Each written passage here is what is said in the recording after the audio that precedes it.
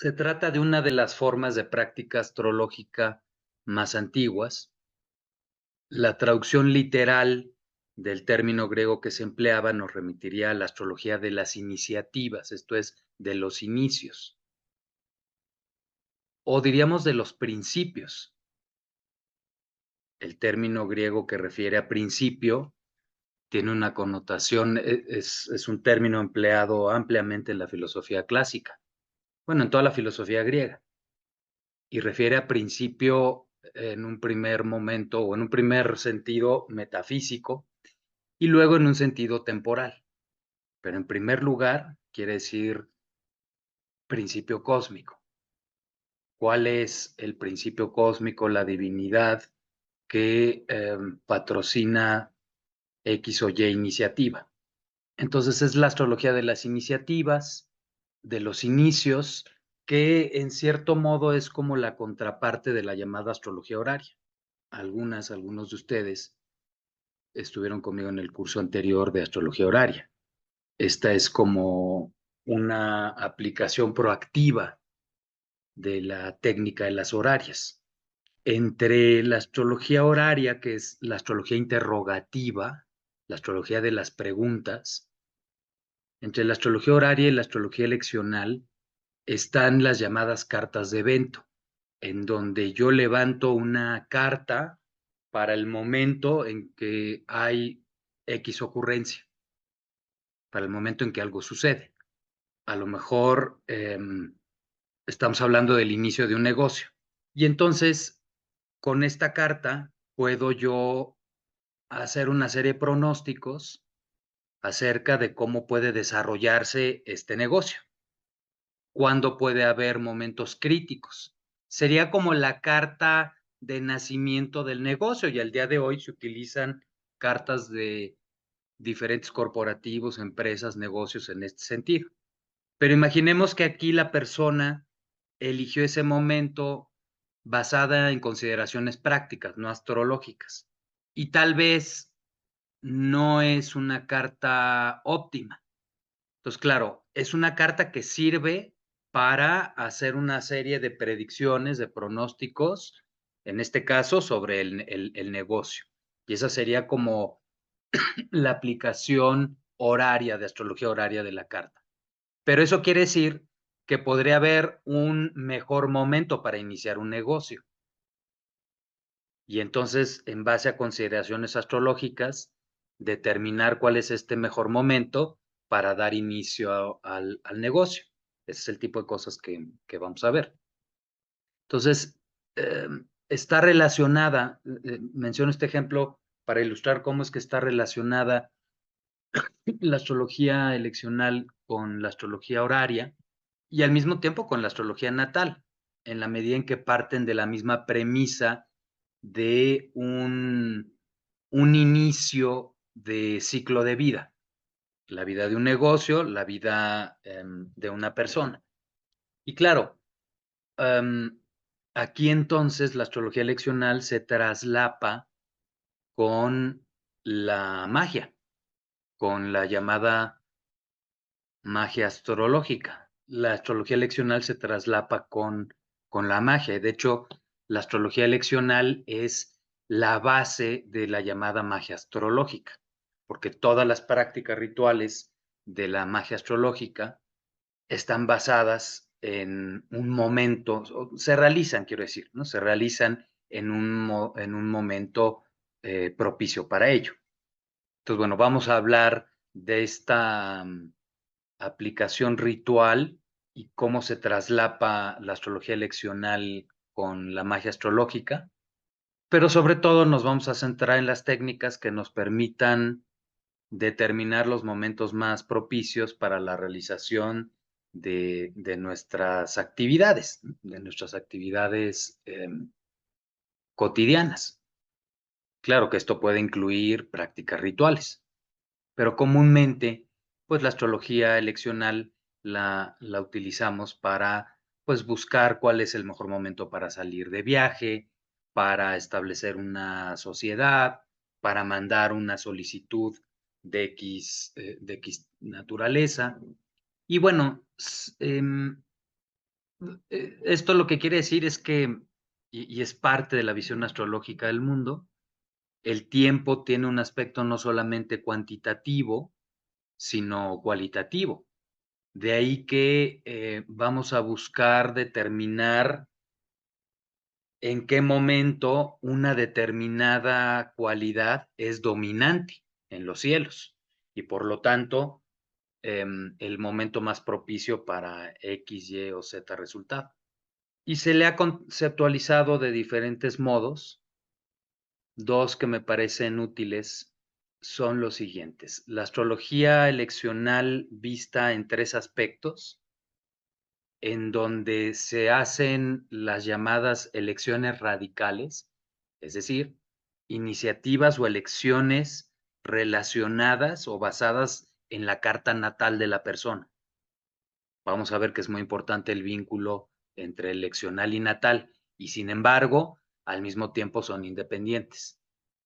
Pero entonces hay este aspecto que es el de las elecciones radicales.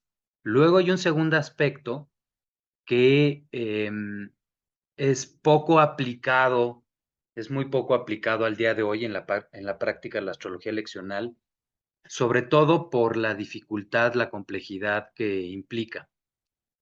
Y es el ajustar las elecciones también en relación a la llamada astrología mundana, es decir, a los diferentes ciclos del colectivo predominantes para el momento en el que se realiza la elección.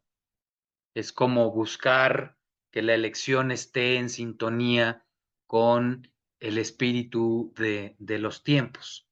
Pero entonces es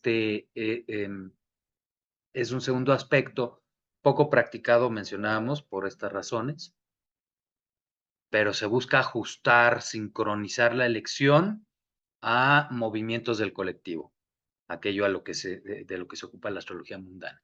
Y luego las elecciones, diríamos, independientes o particulares, que es el ejercicio, la práctica de la astrología eleccional independiente de la natal, porque también se puede hacer así.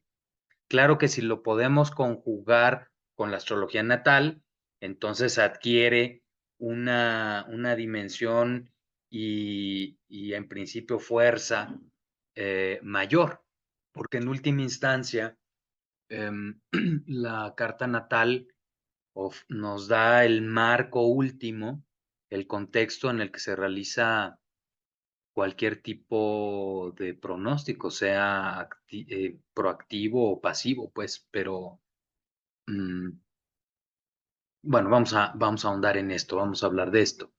En la astrología moderna se suele privilegiar este tercer aspecto, es decir, el ejercicio de la astrología eleccional independiente de la natal. Y puede ser lo suficientemente, bueno, puede ser suficiente justamente hacerlo así, pero puede ser aún más poderoso si lo sincronizamos con la natal, aunque no siempre es necesario.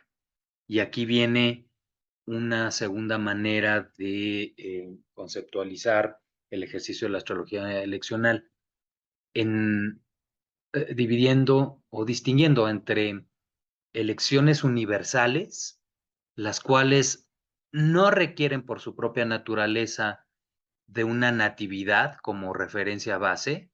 Por ejemplo, algo que era común en la llamada cultura occidental hasta, pues por lo menos el siglo XVI, el inicio de la construcción de un edificio público.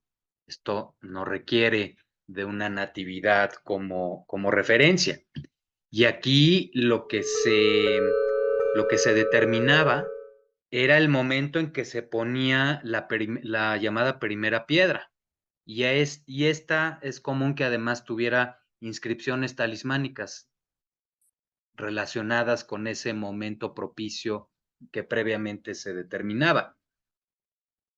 Hay algunos célebres ejemplos de los que se preserva documentación de las cartas empleadas para determinar el momento en que se pone la primera piedra, como es el caso del Palacio del Escorial, en España, que es una colosal construcción para un monarca, pues en la cúspide o en el mayor momento del imperio español, o en su declive quizás, pero vamos, sigue siendo un gran imperio y es el centro del imperio este palacio. Entonces, bueno, se conoce los cálculos, la carta que determina el astrólogo de Fernando VII, que era también su médico, un tal Miguel Herrera, y se preservan las cartas, así como se conoce otro ejemplo también de la época del Renacimiento, la contrincante de Fernando, que es Isabel I, la reina inglesa, el astrólogo, mago, filósofo John Dee determina el momento de su coronación. Entonces, este es un empleo de la astrología eleccional a nivel político, además, el cual ha estado presente,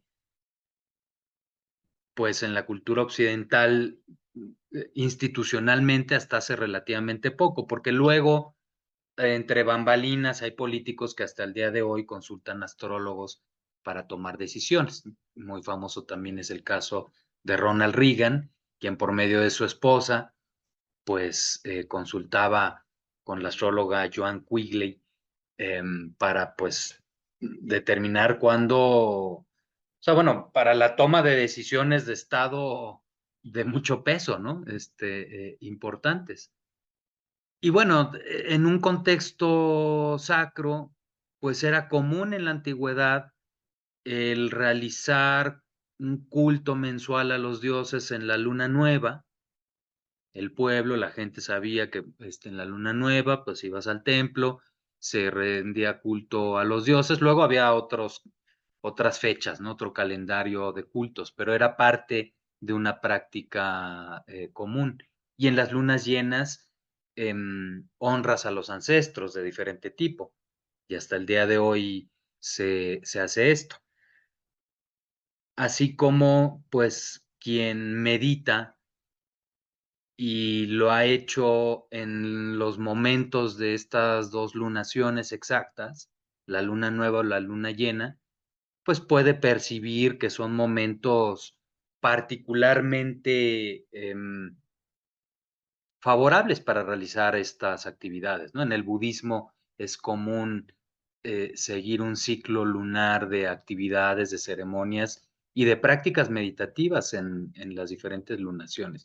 Y luego, desde luego, se emplean elecciones mucho más complejas, pero no tiene que ser, no siempre tiene que ser algo tan complejo, sino incluso pueden ser elecciones tan sencillas como una lunación para tener una elección significativa, poderosa y que podamos aplicar de un modo, bueno, que podamos aplicar en nuestras vidas, en términos de una utilidad, ¿no? De un modo útil, iba a decir.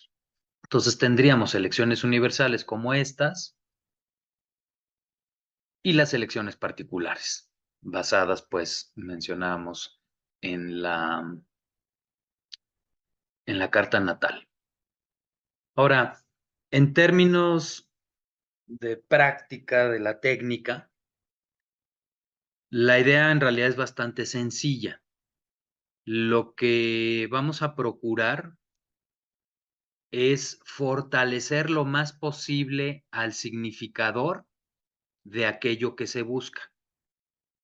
Es decir, para una elección basada en Venus relacionada con una cuestión amorosa, poniendo un ejemplo sencillo, entonces, lo que yo voy a procurar es encontrar el momento en que Venus esté lo más fuerte posible.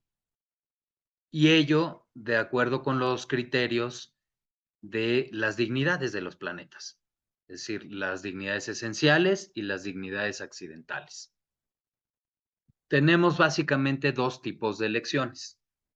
Las elecciones basadas, centradas en los planetas, que estas son principalmente las elecciones de la magia astrológica o las elecciones que tienen una aplicación ritual. Por ejemplo, para fabricar un talismán.